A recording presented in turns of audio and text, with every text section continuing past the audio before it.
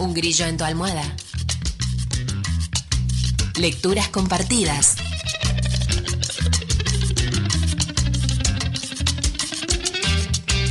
Cuatro labios leen mejor que dos.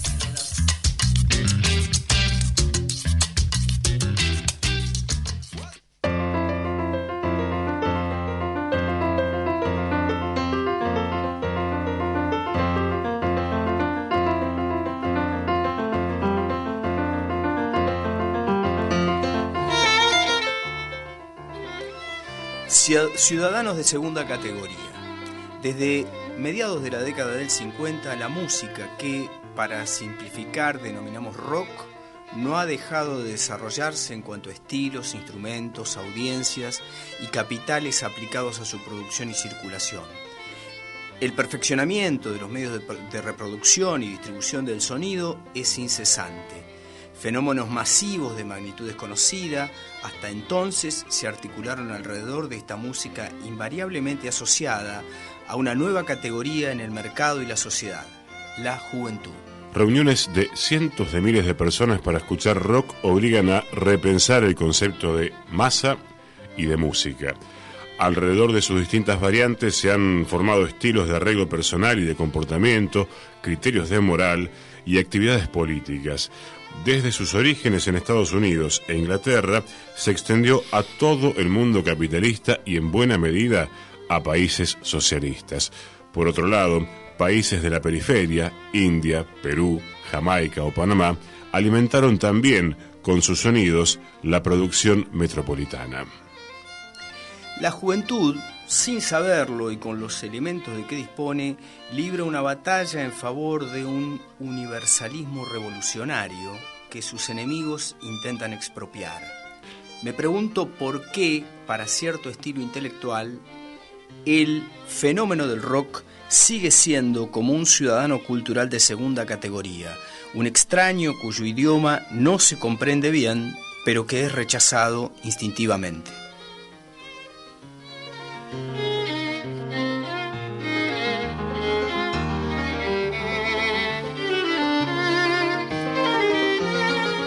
Está Omar Choví aquí en Lecturas Compartidas. Buenas tardes, ¿cómo estás? Gracias por acercarte. Hola, Astor. Bueno, gracias a vos por esta invitación, esta nueva invitación a leer juntos. ¿Qué leímos? Leímos un texto de Roberto Jacobi que se llama Notas dispersas sobre la cultura del rock, el sonido, la imagen y la furia. Digamos, eso que leímos es el comienzo. Uh-huh. Roberto Jacobi es un artista, vamos a llamarlo así, un artista integral, digo, con una trayectoria vasta en la producción argentina, que arranca por allá en los 60 y que desde muy temprano enfila, digamos, su perspectiva a llevar la producción artística a un plano político, social, digamos, correrla de sus escenarios habituales. Uh-huh. Si bien tuvo un paso ahí por el Ditela, por experiencias como Tucumán Arde, y bueno, hasta el día de hoy sigue produciendo un poco en esa esfera de novedad, buscando el contacto de la producción artística con los más vastos campos de la sociedad. Omar es escritor y también docente universitario, por lo cual el contacto con la juventud, las juventudes, se agregó después, lo tenés presente, pero yo ya no sabría qué significa ese término. Claro, es una categoría ciertamente válida para el momento en que Jacobi escribe esto, y un poco te cuento por qué lo elegí. Sí. En realidad yo elegí un libro al que vuelvo recurrentemente, que se llama El deseo nace del derrumbe, Roberto Jacobi, acciones, conceptos, escritos, que es una compilación de la obra de Roberto Jacobi hasta 2012, 2014 más o menos, no recuerdo ahora la última fecha.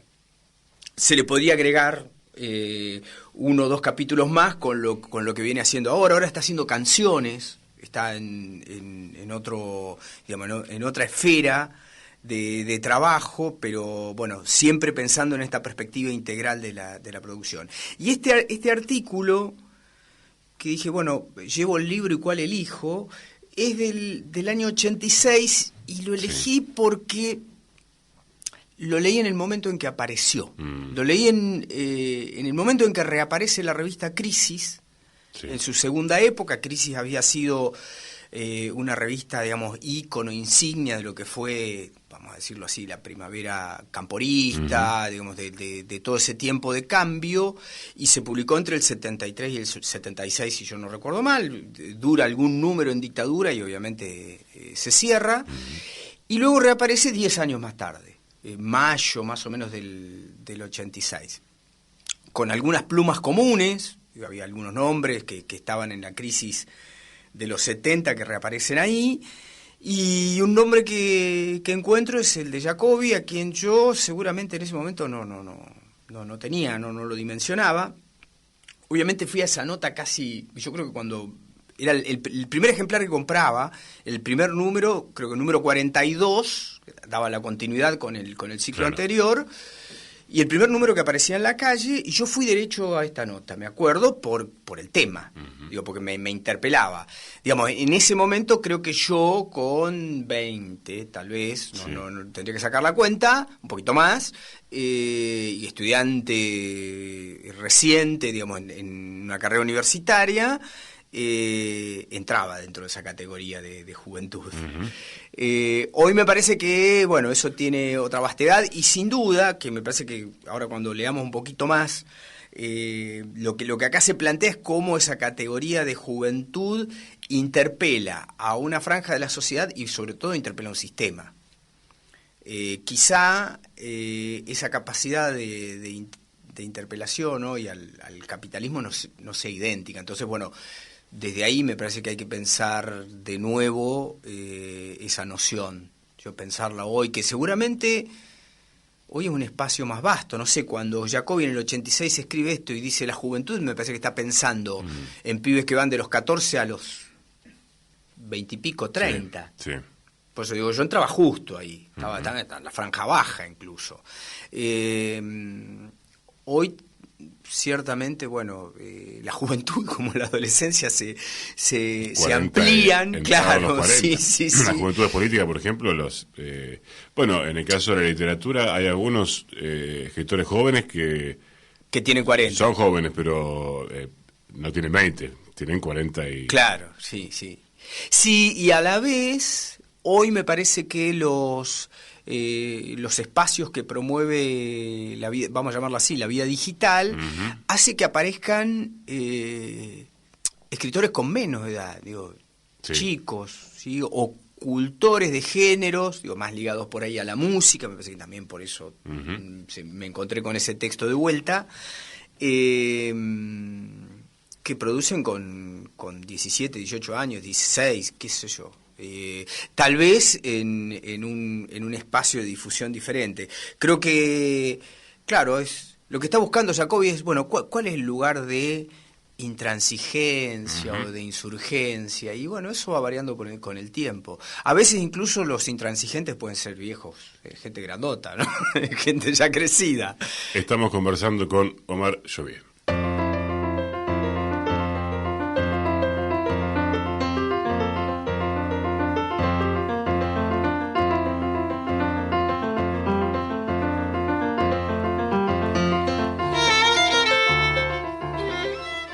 El sonido de la crisis.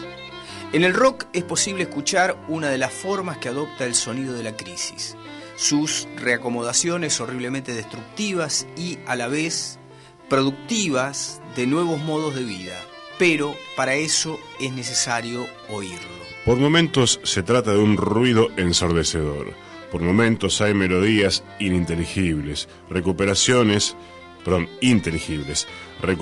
de sonidos olvidados o negados. Por último, también emerge el murmullo o el grito de lo desconocido. Todos estos elementos se yuxtaponen. Rock nacional. ¿Es una contradicción en los términos hablar de rock nacional? Algo así como decir chacarera centroeuropea o Deutsch Tango. De hecho, no puede, para bien o para mal, no ser argentino. Pero esto en el sentido de ser una forma peculiar de percibir y elaborar estímulos musicales que vienen de diversas fuentes nacionales. Un reprocesamiento. La entrada en turbulencia de las culturas es inseparable de las actuales formas de internacionalización del capital y de su efecto solvente sobre los estados-nación constituidos en el siglo pasado. Su contrapartida, un nuevo universalismo que la supere. Rock yankee en castellano. En la década del 60 comienza una forma de internacionalización de los estilos musicales. Con el twist aparecen estrellas del pop que cantan en idiomas locales. Rita Pavone, Johnny Holiday. Lo mismo en Japón que en Brasil. Sin embargo, las canciones en inglés se mantuvieron o crecieron en buena parte del mundo como una especie de latín del universalismo musical. De hecho, la casi totalidad de la audiencia desconoce el inglés, algo lamentable, pues el manejo del idioma forma parte del derecho a la educación, y su aceptación tendría que ser leída como un repudio. Los jóvenes prefieren una lengua incomprensible a la cháchara estupidizante de sus mayores, el mundo oficial. El español es el idioma de las órdenes, el inglés un esperanto en el cual apenas se balbucea la esperanza.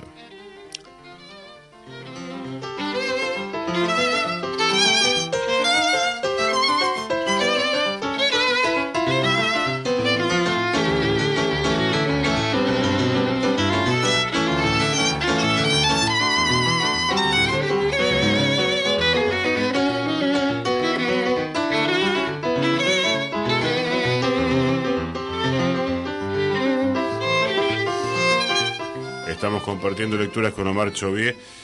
Lo primero que te voy lo primero que me viene a preguntarte en este momento, porque dije tu apellido de dos formas. Yo ya te lo pregunté, pero esta vez no lo recuerdo. ¿Cómo preferís que digan tu nombre? ¿Por la pronunciación Chovié, Chovié? Y casi que como te salga a vos más naturalmente. Sí, porque además cada vez que lo reviso encuentro una novedad con eso y claro. Sé que no es, ninguna pronunciación está bien, bueno, entonces, y ninguna pronunciación está mal. Sí. Más que nada por la historia que ha tenido la palabra, ¿no? Uh-huh. Nosotros lo escribimos con tilde en la E y esa tilde se la pusieron en algún registro a la entrada de algún pariente mío. Porque yo, revisando el historial, veo que en Francia no lo tiene, claro. Que encuentro el mismo apellido en Córdoba y no lo tiene. Bueno, entonces digo, a partir de ahí ya, ¿qué hago con todo esto? ¿Cómo lo pronuncio? ¿Cómo Astor le salga? ¿Qué tema que trajiste? Porque si bien está escrito en otro momento, porque los cambios son muy abrumadores en la actualidad, digamos, el capitalismo va acelerando los tiempos ya a velocidades insospechadas, o sospechadas tal vez por algún que otro pensador allá por el siglo XIX, o algunos que otros pensadores, pero se nos escapa de la mano, y cuando más o menos uno va creyendo que entiende algo de lo que ocurre, las cosas van cambiando, y acá aparecen problemas o sugerencias de pensar lo que ocurre, por ejemplo, esto de influencias foráneas, los idiomas en que se canta, cuál es la relación con lo que viene de raíz folclórica, y una serie de circunstancias, la rebeldía, que, vuelve a problematizarse hoy, o dicho de otra forma, tal vez más referenciada en vos mismo. Las rebeldías, lo que eso expresaba en las estéticas, sea musicales, literarias, no van todas al mismo tiempo, pero de tus 20, ¿las podés pensar hoy igual después de algunas décadas? Claro, es como imposible, ¿no? Volver a... Siempre uno se descubre cándido, ¿no? En la vuelta atrás, para usar un adjetivo radial, ¿no es cierto? Me parece que es mucho más cruel lo que uno podría decir. A mí me parece que en el artículo yo lo encuentro dentro de todo el conjunto que tiene ese libro, yo contaba que lo encontré por primera vez en una revista, sí. Descubrí a Jacobi como sociólogo ahí, y leí algún otro artículo que sacó un tiempito después, que era algo así como el miedo en la sociedad argentina, o sea, un estudio, una estadística sobre a qué cosas los argentinos le temíamos. Digamos, interesantísimo hacerlo en el año 86, 87, ahí era ultra consistente como planteo. Y lo que veo particularmente en y por eso volví acá, es que hay como un modelo de acercamiento a las cosas. Obviamente, yo creo que muchos de los aspectos que se plantean acá hoy, digamos, están fuera de discusión, o algunos están perimidos. Pero me parece que hay una, digamos, como una matriz de acercamiento a lo nuevo, que me parece fundamental para encarar cualquier cuestión de la vida cultural. Yo lo que le reconozco a Jacobi y a mucha otra gente como él es esa capacidad de ver en el momento la pregnancia de un fenómeno que está sucediendo. Y de expresarlo con claridad, que no es fácil. Exacto, digo, para el momento en que está escrito esto es un manual, ¿no? Porque es absolutamente sencillo, lo entendí yo en ese momento, aunque me faltaban, yo hoy me daba cuenta, digo, cuando yo leí esto por primera vez, lo que me faltaba era enciclopedia. Podía saber de Brecht, pero probablemente me faltaban varios de los músicos que aparecían nombrados. Podía saber, Stockhausen lo tenía en la cabeza, creo que me lo había hecho escuchar alguna vez Luis Sagasti en su casa, y así 2 o 3 nombres, pero había otras cosas que eran absolutamente novedosas. No obstante, me parece que el patrón que arma era perfectamente claro. Y también ahí me parece que hay algo que tiene que ver con lo biográfico, porque Jacobi había, no mucho tiempo atrás, formado parte de una experiencia también que fue renovadora en el campo del rock que se producía en la Argentina, que fue el grupo Virus. Él fue letrista de Virus, compuso una cantidad enorme de letras en conjunto con el cantante, con Federico Moura, y ciertamente a eso me refiero, ¿no? Cuando digo esa capacidad de captar la contemporaneidad. Me parece que Virus fue un grupo que se nos pasó a la mayoría en su contemporaneidad, ¿no? Por el tipo de impronta que tenía, por ciertas novedades estéticas y, podríamos decir, valores o patrones sobre los que hoy seguimos discutiendo, que no estaban en el plan de la institución, digamos, si lo podemos llamar así, ¿no? Del rock precedente. Estamos compartiendo lecturas con Omar Chovia.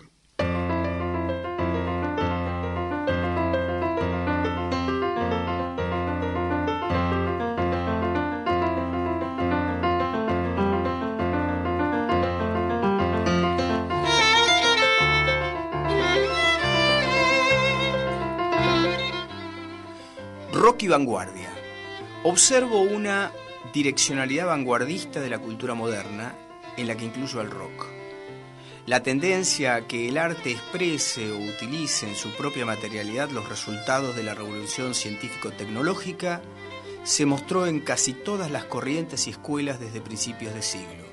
Las escuelas de vanguardia más sofisticadas de la música erudita soñaban con disponer de medios de producción y tratamiento artificial del sonido como los que dispone cualquier buen grupo de rock.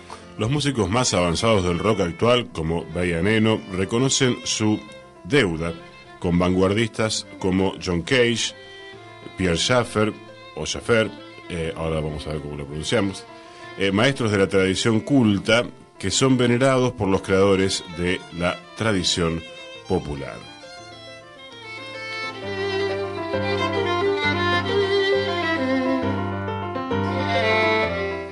Estamos compartiendo lecturas con Omar Chovy. Bueno, acá pone en otros ejemplos de rock y vanguardia, que son pequeños fragmentitos. Me adelanté al ejemplo, yo me adelanté a Stockhausen, que está nombrado acá. Sí, y algunas cosas que yo en primera vista, sí, a la hora de la siesta me salté. Y bueno, habla después de distintos ejemplos de vanguardia, Andy Warhol. Bueno, estábamos tomando el tema, por eso lo quería introducir. Y vos hace un rato dijiste esta capacidad de poder ver qué es lo nuevo. Así como no sé qué son las juventudes, no logro comprender, y lo digo con total transparencia, de qué hablamos cuando hablamos de lo nuevo. Hasta aquello de, bueno, no es mismo algo nuevo en el sentido que se produce hoy y la novedad, pero yo ya no sé qué es hoy la novedad. Voy, por ejemplo, a conciertos de música que están planteados como música contemporánea y me encuentro con programas que se podrían haber realizado perfectamente en el año 20 del siglo pasado, donde Jorge Alemán dice, bueno, conviene ser conservador hoy desde las izquierdas o el progresismo, porque en ciertas tradiciones aparece lo novedoso ante el cambio constante de todo. Y yo, que soy una persona con muy pocas luces, no encuentro en general cuáles serían los elementos donde yo tenga un farolito que diga, acá está lo nuevo. Lo renovador, sí. Claro, tal vez ahora que me haces la pregunta, usé un término que me vino rápido, sí. Capaz que es lo renovador, y es un poco el tiempo que vivimos. No tenemos expectativas de revolución como en otro momento de la historia, como tal vez por ahí yo creo que cuando se escribe este texto también se está pensando en una potencialidad revolucionaria de un género musical, como el rock. Y si vamos al caso, Jacobi también está viendo una renovación, porque ese espacio en el que él estuvo metido, esa escena que surge en el 79, 80, 81 en la Argentina, es ya un remix, ¿no? Es un nuevo, volver a algún momento de esa historia de la producción musical, que yo entiendo tiene una fuerza singular en nuestras vidas.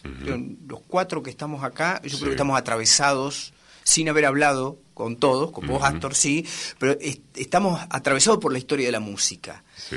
Y particularmente a mi generación, yo entiendo que ha sido una esfera de descubrimientos, una instancia sobre todo formativa. Entonces cuando decís descubrimientos, creo que interpreto la intención del término, te referís a descubrimientos musicales y también del orden de lo vital, ¿no? Sí, yo creo que formación sentimental, claro. Nuestra formación, la mía y la de mi generación, pensé que está en ciertas canciones del rock, en español y en inglés también, depende del dominio, esto que leías en el artículo, el dominio de cada uno, pero también una apertura a la vida cultural. Pienso, ahora que me puse en esa fecha, me acordé de algo que pasaba en el lugar donde yo vivía, en el barrio donde yo vivía, donde tal vez no había mucho libro, pero cuando aparecía un libro lo hacíamos circular y había cierta voracidad. ¿Qué barrio? En ese momento Villa Libre. Que es la casa de mis padres, y con mis amigos siempre aparecía un libro generalmente maltrecho. Así leímos La Isla del Tesoro, ¿viste? Y siempre era un circuito donde iba rápido porque lo terminaba Omar, lo tenía que leer Astor, ¿viste? Y en algún momento apareció Alicia en el País de las Maravillas de Lewis Carroll. Y digo, ¿y cómo apareció? Yo me fui dando cuenta con el paso del tiempo que eso apareció seguramente a través de alguna charla con alguien más grande, que nos descubrió escuchando, a ver, la psicodelia, los primeros discos de Pink Floyd, Revolver de los Beatles, The Birds, probablemente, ¿sí? Incluso, digo, te estoy diciendo 79 para ver que no es la canción de Alicia en el País de Charlie, porque cuando apareció la canción de Alicia en el País dijimos, esta la ganamos. Una vez llegamos primero, digo, habíamos leído el libro antes de que lo nombrara Charlie, pero habíamos llegado, digo, seguramente por sugerencia de alguien mayor, que nos llevó a eso. En ese sentido, digo, una puerta de acceso tal vez más potente que la biblioteca. Digo, ¿por qué más potente que la biblioteca? Y porque la biblioteca se fue armando de a poco, después, de manera inconexa. Apela en los sentidos de manera más inmediata. Llegás, claro, enseguida por una sensorialidad que creo que las generaciones precedentes, yo creo que las generaciones precedentes a los Beatles en general, entraban por el camino de la biblioteca. Digo, me parece que a partir de ese momento todos tenemos otras vías de acceso, y la música es una de las más potentes. Por eso digo, y bueno, nuestra formación intelectual también está ahí. Yo te cuento esa anécdota y podría repasar un montón de cosas a las que llegué, ni que hablar. Digo, bueno, Artaud. ¿Por qué leí Artaud? Sí. Bueno, listo, no hace falta emitir una sola palabra más. Llegaste... A través del disco de Spinetta, sí. Así. Sí, por si hace falta aclararlo, pero digo... Pero vos sabés que yo creo que sí, porque probablemente personas de determinadas generaciones que ya mencionamos lo tengan en la cabeza, pero yo no sé, hoy... quienes nos están escuchando, sí, es cierto. No sé a quién hoy, si uno abre una cuenta en Spotify o en cualquier lado, es muy probable que le llegue cualquiera de las cosas que están antes llamaban el top 10. Ahora lo que ponen las grandes empresas, y es improbable, salvo que alguien reedite algo que llegue... Sí, correcto. Y si llega de Spinetta, por ahí llega otra cosa. Y ahí, bueno, ahí hay un tema para discutir otro día, porque hoy nos quedamos sin tiempo, que tiene que ver con esto, las posibilidades de acceso a todo esto que vos has mencionado, que hoy uno cree, esto es su opinión personal, le es arrebatado de entrada a millones que sienten más cercano, y charlábamos con otro invitado, una música elaborada en Miami que una música de Cuyo. Sí. Sí. Y esto de la homologación, ¿no? Un tipo que compone en Villa Crespo o en San Justo y utiliza una serie de registros y de códigos que homologan a otras músicas que se producen, en el sur de Estados Unidos. Claro. ¿Sí? Bueno, tema interesantísimo para, si nos invitás otro día, otra si lectura. Nos aceptás otro día, otra invitación. La seguimos, encantadísimo. Para seguirla, porque el tema que trajiste, claro, es grande. Estaba acotado inicialmente, pero fuimos abriendo. Y es muy interesante. Bueno, lamento mucho que se haya acabado el tiempo. Festejo que hayas asistido aquí a la radio. Muchas gracias. Muchísimas gracias a ustedes. Paso siempre lindo acá. Omar Chovier en Lecturas